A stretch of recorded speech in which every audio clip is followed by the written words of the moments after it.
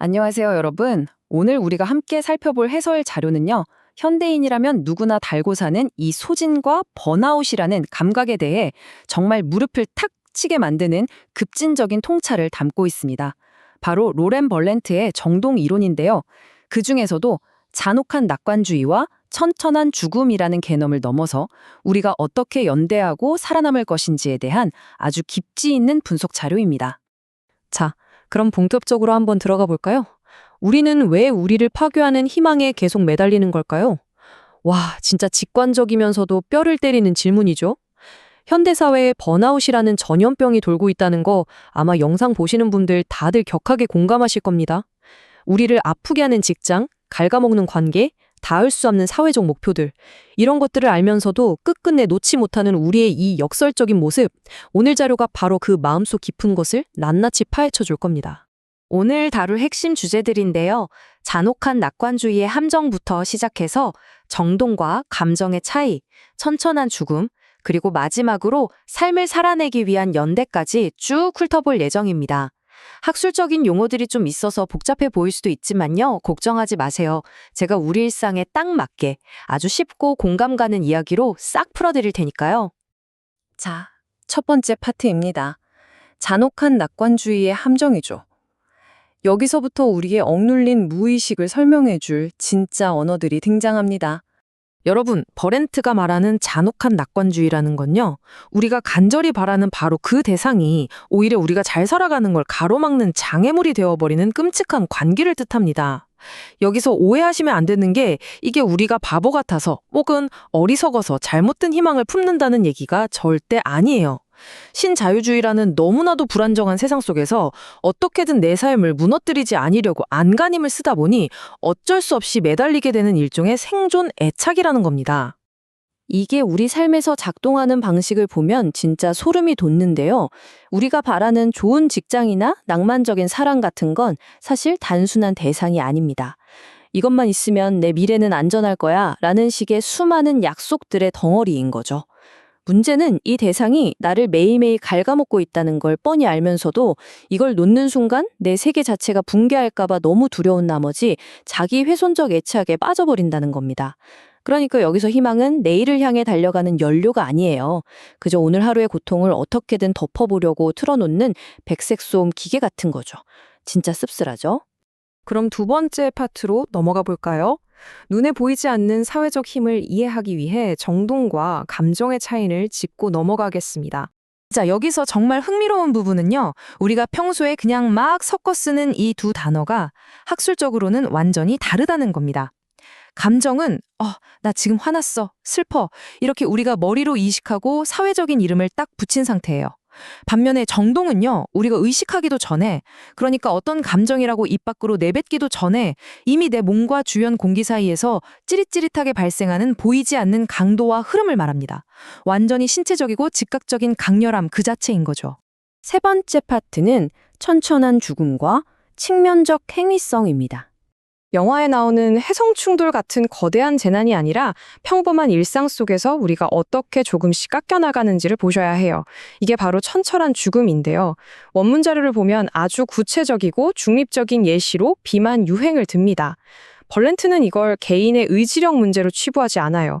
팍팍하고 가혹한 일상을 버텨내느라 미래를 계획할 에너지마저 다 써버린 사람들이 그저 잠시 숨을 돌리고 자아의 스위치를 끄기 위해 폭식을 선택한다는 거예요.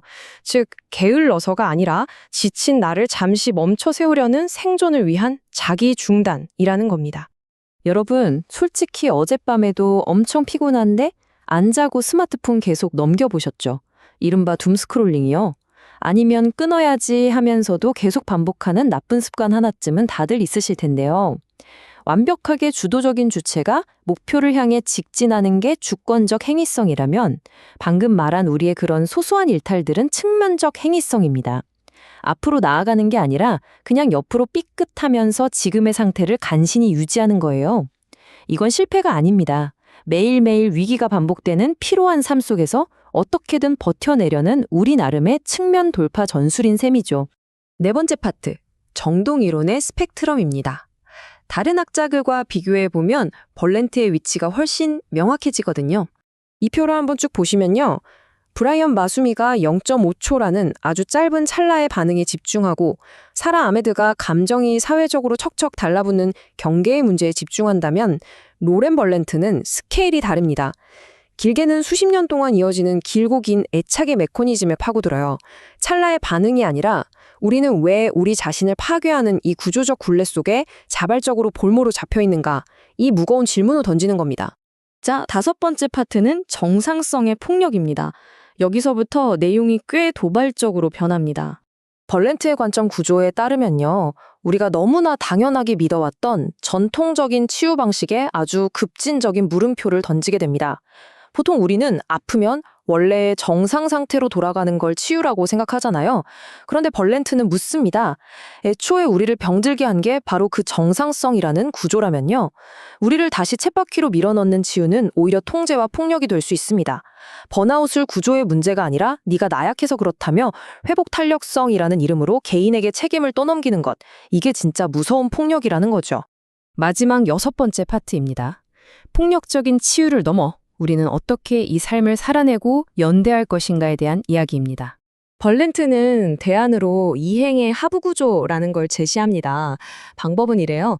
첫째, 나를 아프게 하는 그 성공적인 삶이라는 판타지를 꽉 쥐고 있던 손에 스르륵 힘을 빼는 겁니다. 둘째, 거창한 미래 대신 그냥 물 위에 동동 떠있기 위해 개헤엄을 치듯 오늘 하루의 소박한 에피소드들에 집중하는 거고요.